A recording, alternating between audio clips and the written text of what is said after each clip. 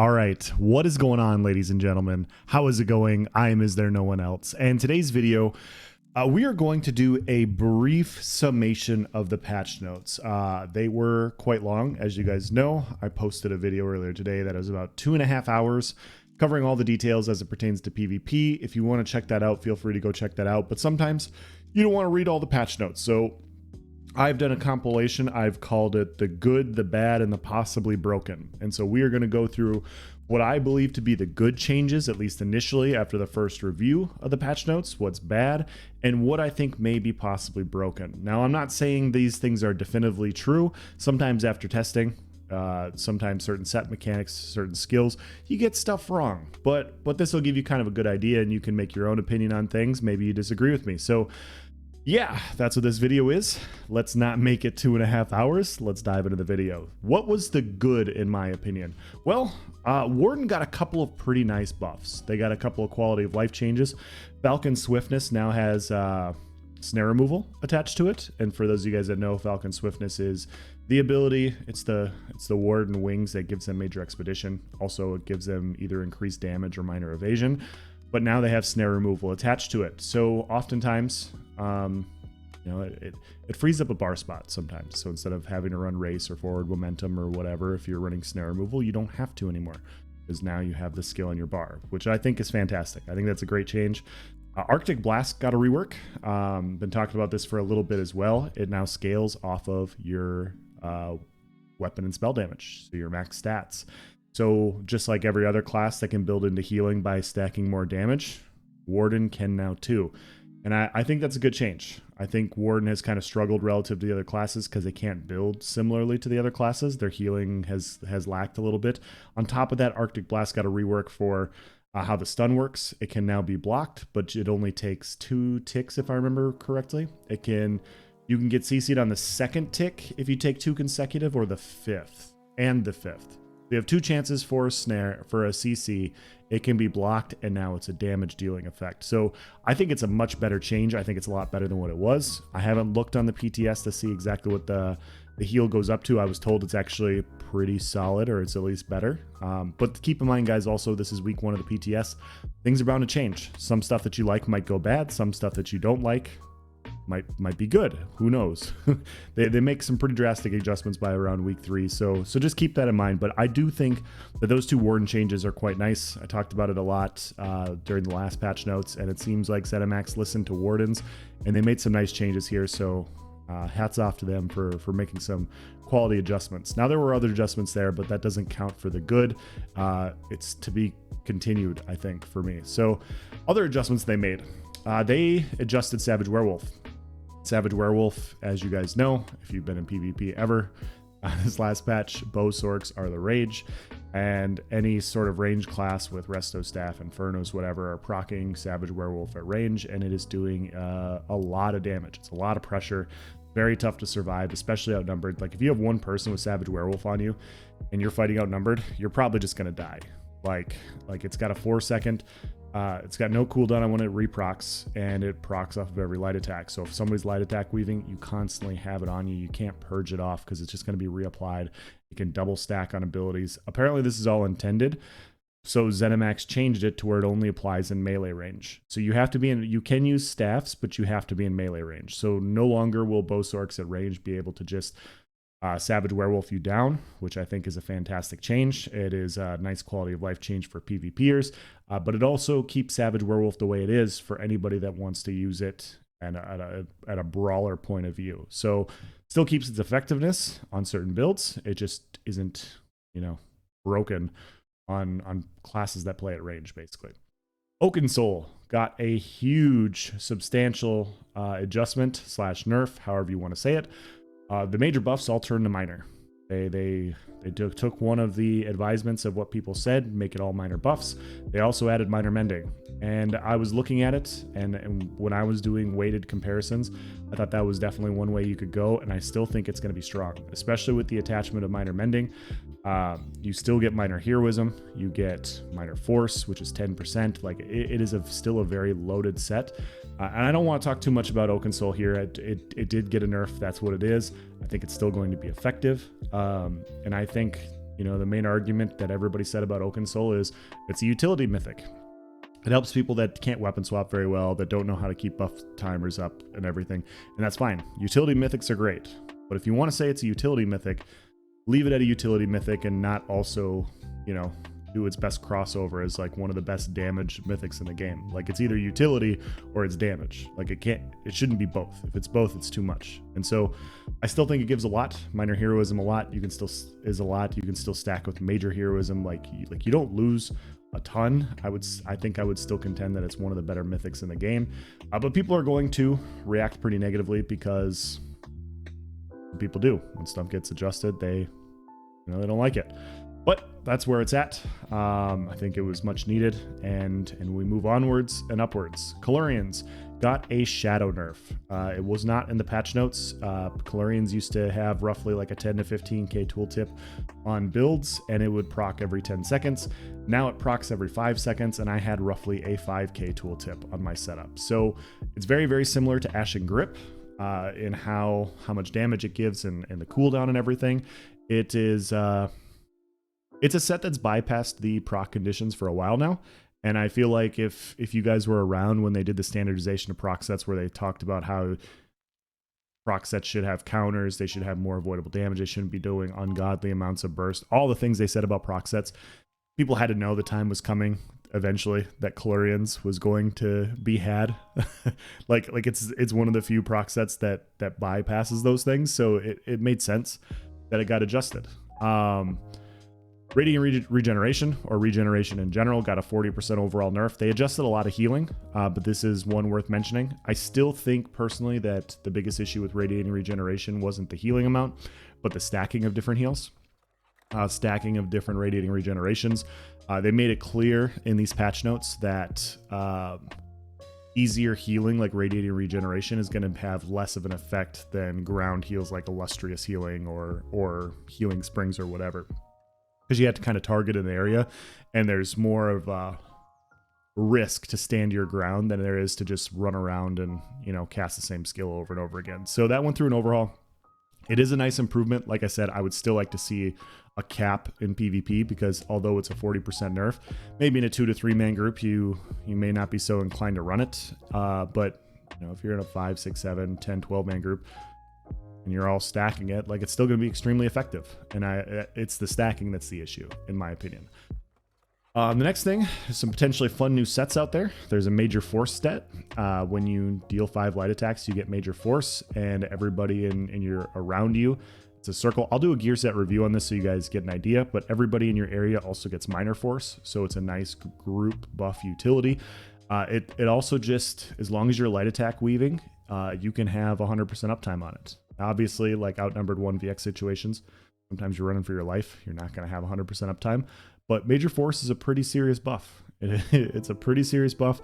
Also, in today's day and age with front bar, back bar, mythic monster set, I think this set's probably best utilized double barred. You can definitely front or back bar it. You can, but the 5-second cooldown, like you really have to be on your P's and Q's, I guess. Like I think it's going to be best for casters. So I think I've been joking about caster Magblade, but like a Resto Destro, like I think it's going to be extremely effective on Sorks if they find a way to build around it a little bit. Like Major Force is definitely one of those sets that you want to try and build around. So definitely very powerful. There's also the Major Vulnerability monster set. Also another very powerful buff. It's going to be interesting to see what happens with these. It's going to be interesting to see what happens, because on the one hand, like these are very powerful buffs and like they're kind of wild. On the other hand, it's nice having damage. It's nice having damage in PvP, knowing that people can actually die. And so I don't know. We'll have to kind of see how it plays out. Like this entire patch is, healing dots. A lot of things are getting adjusted. I don't know where those stand. I think they definitely have a place in PvP because they got crazy buffs. So we'll see. Necromancer adjustments, I think, were much needed. I've been talking about Necromancer adjustments for the last year now. The dot mitigation on top of the 10% mitigation, on top of the dot damage, on top of vampire, like on top of all the healing. Necromancer's been one of the chunkiest classes in the game, if not the chunkiest. And then you talk about resistant flesh, like just all sorts of mitigation. And so they went after the dot damage that you can dish out. It dropped from 15% to 10%. They also adjusted Intensive Mender and Spirit Guardian. They cut their heal in half as part of their standardization, as well as just reducing that skill, because Intensive Mender was crazy. Like, I've seen a few people talk about it on my channel, and they're like, I don't know why Intensive Mender needed to be nerfed. And it's like, dude, it's hitting for 10 to 12k every 2 seconds when it crits. Like 10 to 12k. Imagine if your Vigor had a potential to hit. Like it has the same cooldown as Vigor. It's like it's a very similar skill to Vigor, except it heals your buddies and you every 2 seconds, or you every 2 seconds. So it's extremely powerful. It just, only that skill and Bubble are things that exist like what they are in the game. I still think Bubble does need adjustment. That's for a different video, but at least the Necromancer adjustments, they were good. I don't think they're crippling in any way. I think Necromancer is still really a good class. But yeah, those changes were smart, and they were much needed. Dark Convergence also got a nerf. They got an increased cooldown, and so it's just going to take longer to proc Dark Convergence, which I think is a good change. I'd rather the set not exist personally, but it's extremely powerful. The pull is just, having a pull is just powerful. You can block it, you can avoid it and everything. It's just, I don't know. Like I just it's my personal preference. I don't really have a problem with it personally. But yeah, it can be annoying when you're dealing with 3, 4, 5 people with Dark Convergence, but that doesn't matter. Like, it's always annoying when everybody has the same of something. So it is what it is, but I thought that was a good change. And the final good thing is Vigor got Major Resolve on it. So it got the armor buff. And I know a lot of people were looking at this and they were like, this is just kind of counterintuitive. You already have an armor buff. And that's true. Like, you do have your armor buff, but now this opens up build possibilities. And so talked a little bit about it in my video. Obviously, like, armor buffs have other passives. Like, you look at Volatile Armor, it deals a dot while also giving you your Major Resolve, or your Major Ward, sorry. Yeah, Major Resolve, my bad. It still gives you the armor buff. If you look at Summoner's Armor, it's a reduced cost on like Blast Bones, and also, it's a passive. While you have it slotted, you take 15% less dot damage. You look at the Templar armor buff, you also get 480 magic or stamina recovery, depending on the choice. You also get an armor buff passively. But the thing is since you get the armor buff through Vigor, there might be another skill that you would want to replace it with. So there's some classes where you really feel like you lack bar space. And so for me, Necromancer is already extremely chunky. If dots aren't doing a ton of damage, I don't care too much about a 15% dot nerf. I might want to replace my armor slot with something else. And so I now have the potential to do that. And so I think that utility opens up a lot of build diversity. I think it opens some options for people so that they can have another damage skill in their bar, have a utility skill in their bar. Because sometimes when you're fighting solo outnumbered, your bar space gets really limited. And this has a chance to open up bar space if you all of a sudden find a skill that you really want to run. And I think that's awesome. I think that's a very good change. Kind of slept on. It's just my personal opinion. Obviously, a lot of people are still going to run an armor buff, and that's more than fine too. But you now don't necessarily have to, which I think is a good change. The bad. Let's talk about the bad. Sork got hammered this first week of the PTS, and in my opinion, it was unwarranted. I don't think it was a good adjustment that they got nerfed everywhere. Crystal Weapon got a very handy nerf. Bound Armaments got a very handy nerf, and yeah, basically the identity of Stam Sork, which was Bound Armaments and Crystal Weapon, is no more. Like, neither one of those skills, in my opinion, are viable after week 1 of the PTS, and that's the point. It's week 1 of the PTS. I do think Bow Sorks were problematic, but I think the most problematic thing with Bow Sork was actually the proc set. I think Savage Werewolf is what made Bow Sork so problematic, and now that they've adjusted Bow Sork, I think those other things can go back to their previous values. I think it would be more than fine. I've never had an issue with a melee Stam Sork using Crystal Weapon. You know what I mean? But now they're indirectly nerfed because of this, and then they have to go to other spammables like D-Swing and whatever. And, you want to be able to use your class spammables. You know, as a necromancer, I'd love to use Poison Skull. As silly as that sounds, it's just not a very good spammable.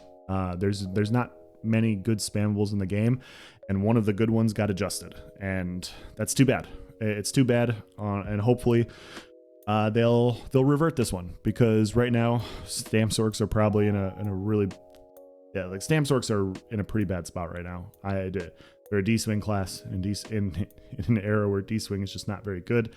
So I don't know, like they're where Magdans were a couple patches ago, or last patch in general. So yeah, if you guys see that and you do some tests and you kind of find the same thing, apparently ZeniMax came out and said that they're listening to good cases and arguments, and so I think a strong argument can be made to bring this stuff back. I don't think the entire class needed to be adjusted just because of one specific spec that was abusing one proc. That's just my opinion. Plague Break. The bad for this. Plague Break got an adjustment. It has a cooldown on it, but they allowed it to crit, and now you can hit more than one person with a direct damage skill. And so the way the original Plague Break worked is, if I have a test on it on my channel, but if I hit a spin to win into a pile of 5 people, one person would get Plague Break, and I would have to hit spin to win again in order to proc it on another person. Well, now if I hit spin to win on 5 people and I do damage to all 5 people, the way it's written, I will be able to proc Plague Break on all 5 people. And so if I get Plague Break on everybody, I have a 10-second window to hit a sub Donnie, a Blast Bones Donnie, my ult dump with my buddies, maybe do a couple leaps, and every single person in that group is going to pop. Pop, pop, pop, pop, pop. And so it's just one of those things where it's going to have a lot of more quick burst potential. I think they were making an adjustment to tone down its power, and I think inadvertently they made it stronger. That's my opinion. I think this change is stronger. The fact that you can hit multiple people at the same time, even with the cooldown, just having that opportunity for multiple pops, and now they can crit. I think that's more potent than what it used to be. And so I think it would be at best it should go back to where it was. But if you're gonna make these adjustments, maybe put a cooldown on having it apply to 2 people. You know, like instead of everybody you hit or whatever, or 3 people, or increase the cooldown. Like there's quite a few different options, but I don't think if your goal is to adjust the set and not make it as effective, I think you made it more effective just with how it functions. The other bad is the mass hysteria buff. I know it's weird for me to say mass hysteria buff. Nightblade got a lot of buffs this patch, and this is the part where I'm going to talk about Nightblade. I'm going to also talk about Nightblade during the Broken as well. There has been a vocal portion of the Nightblade community that has talked about how Nightblade needs more things. And I don't disagree. Like, if you look at Turn Evil versus Mass Hysteria, Turn Evil is just a better skill, and Mass Hysteria got gutted a couple years ago for no reason. So it made sense to have something back. The problem with it, though, is although it's a good change, Mass Hysteria now gives you major cowardice when you apply it to people, so it makes you tankier on everybody that you hit. A very, very good buff. The problem is the Nightblade damage skills are slow. And so if you want to try and help Nightblade, you need to solve the issue of their slow damage abilities. And I've talked about it on my Twitch stream, I've talked about it on my channel. The issue with Nightblade isn't the damage to surprise attack, which we're going to talk about here in a minute. It's not the issue. Mass Hysteria was an issue, but the thing is I am not going to fit Mass Hysteria on my bar because it doesn't help me kill players. And so the reasoning behind this is we have a cast time on Incap, and there's a slow travel time on Spec Bow. Now, it's already hard enough to Incap and Spec Bow anybody competent and nuke their health bar. It's already not easy to do. And so you really have to get a nice stun. You have to hope maybe they don't CC break right away, or maybe they don't block right away or whatever to get the full combination. And so you're already dealing with that as a Nightblade. You have this very slow, you Incap. There's been times where I've CC'd somebody with a surprise attack, and they've CC broke and dodge rolled, and I casted my Incap, and they were able to dodge my Incap because the cast time is so slow. Even after I CC'd, I couldn't follow up with an Incap. Or I Incap, they CC break and they dodge roll and they dodge a Spec Bow, which is, that's what Spec Bow does. If you add mass hysteria to that combination, I fear you, well, now I'm potentially missing two things. Now I'm potentially missing my in-cap and my spec bow, or they're both getting blocked. You know what I mean? And so I used to run mass hysteria in the past because it was an unblockable CC, and unblockable CCs are better than blockable CCs, but that was before cast times on ults. And when cast times on ults came in and they slowed down spectral bow, I just found that not having mass hysteria allowed me to kill more people, because instead of using mass hysteria in-cap spec bow, I just went straight into in-cap spec bow. And so it's 2 global cooldowns instead of 3, meaning that there's less of a chance of any of it getting avoided. And so mass hysteria could get 2 or 3 more buffs on it, and it would depend on the buffs, of course, but it still probably wouldn't make my bar for that reason. And so although it is a nice buff, although they did add some very nice quality of life things, it doesn't solve the issue that Nightblade is. And I'm not even sitting here saying like Nightblade is a great class. You know, I think it's middle of the pack. I think it's fine. I think some adjustments, some tweaks. You know, I'd like to see things have the same strength as Necromancer, what Templar was this last patch, DK. Like, I'd like to see classes more like that. And if you want classes to be like that, everything else should get buffed. And so I do agree that Nightblade could use some changes, but this change for mass hysteria and the surprise attack change that they made are not quality changes, in my opinion. Although they're good, and like it makes the skill better in a vacuum, it doesn't make it better for how the class functions. It's the same thing. Sorry, I'm going to go on my rant here a little bit more. It's the same thing as Ambush. Ambush got another buff added to it last patch. It is a very loaded skill. But the problem is Ambush is a bad skill. It is a slow travel time. It leads to a lot of counterplay to use. And although it is a very loaded gap closer, it's still a gap closer. And gap closers just aren't very good. And so I looked at it, tried it. I wanted to fit it on my bar. But once again, it was adding one more skill to the global cooldowns to burst people. And it just was causing people to react better against me. So if I ambush on somebody, they're going to go defensive. And so I'm not going to land what I want to land.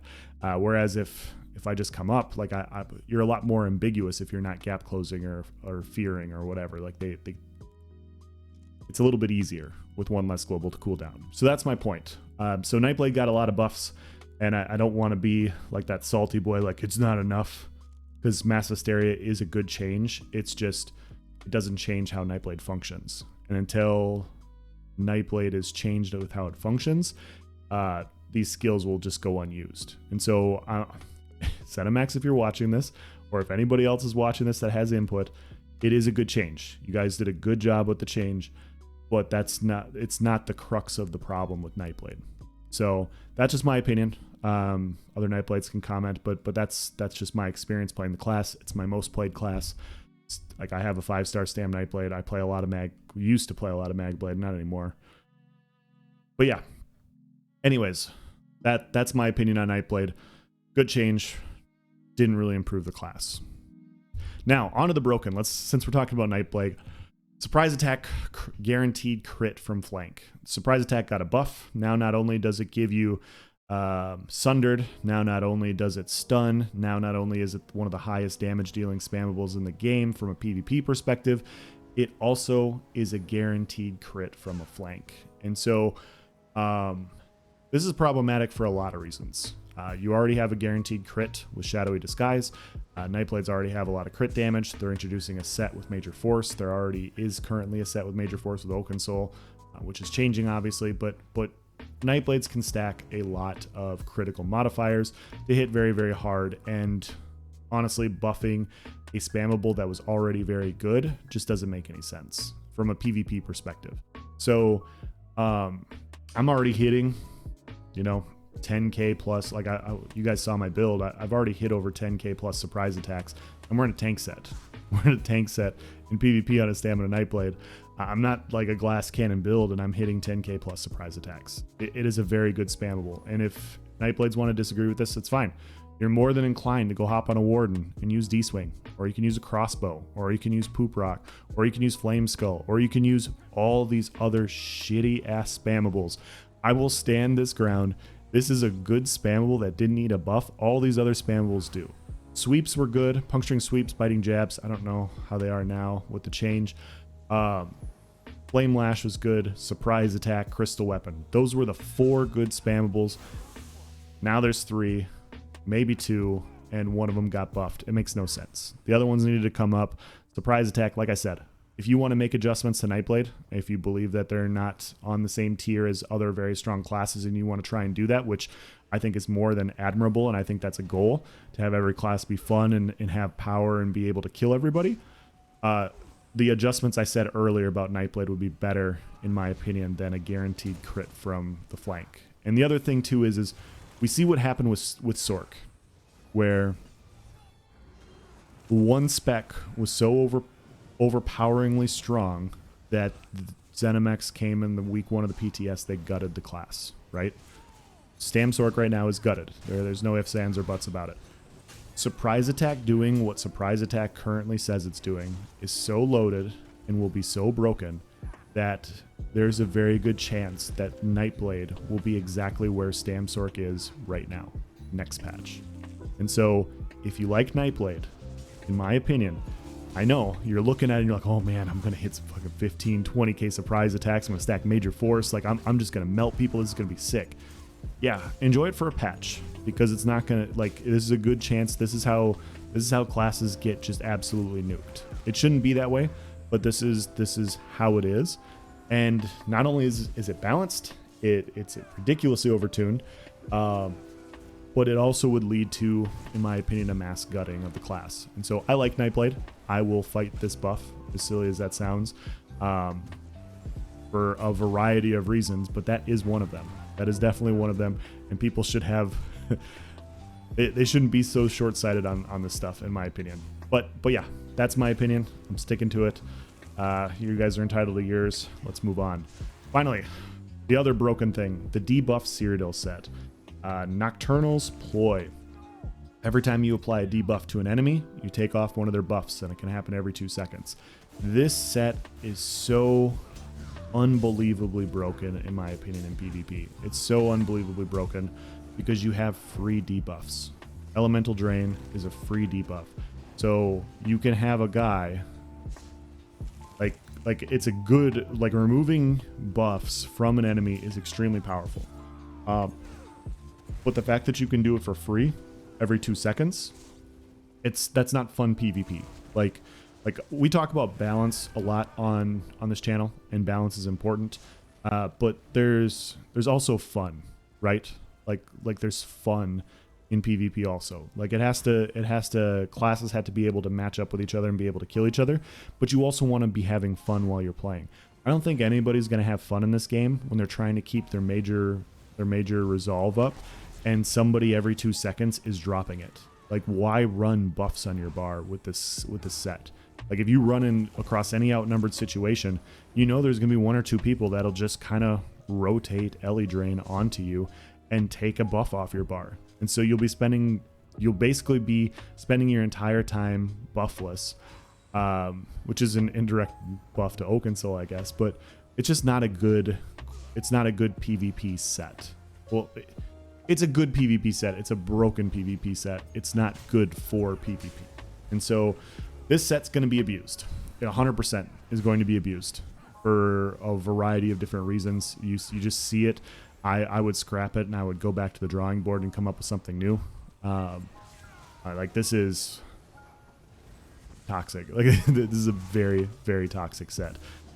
There's also a healing set. I'll provide a screenshot of it.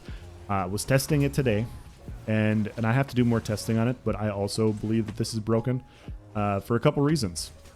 Number one, how it's written. It says that, you know, when a debuff or a dot or whatever expires, you heal for 2k. And so it's a 2k heal. Obviously, it's halved in Cyrodiil. It doesn't seem like a lot. It's 1k, right? Like, how problematic is 1k? Well, if people are constantly applying things to you, if, like, I did a test with Burning Embers with my buddy Blap. If you keep applying Burning Embers has the burning status effect and it has the dot. And so when you reapply it, it refreshes those two things. And because the first one, quote unquote, ended, so your first application, it ended because you're now applying a new one, you get a heal. And so I was basically healing for 2 to 3k for free every time he was spamming embers on me.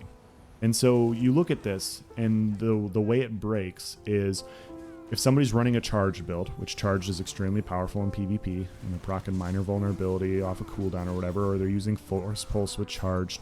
Like Force Pulse with charged, you're going to get 1k per heal on each status effect. Like each status effect that procs, you're going to get 1k heal. So you're basically having Force Pulse every time you wear it. And then if you get 6 or more status effects on you every 15 seconds, you heal for 1k per status effect. Well, I've had plenty of fights where I've had 10, 15, 20 status effects on me. I have the potential to purge and heal for 15 to 20k every 15 seconds. Like, it's kind of like, I mean, when you compare this is kind of like old Hissap. It's kind of like old Crimson. And we already know how those sets turned out. And so I know some people are looking at this and they're like, yeah, I know this looks good. It's not going to be fun when everybody's running it.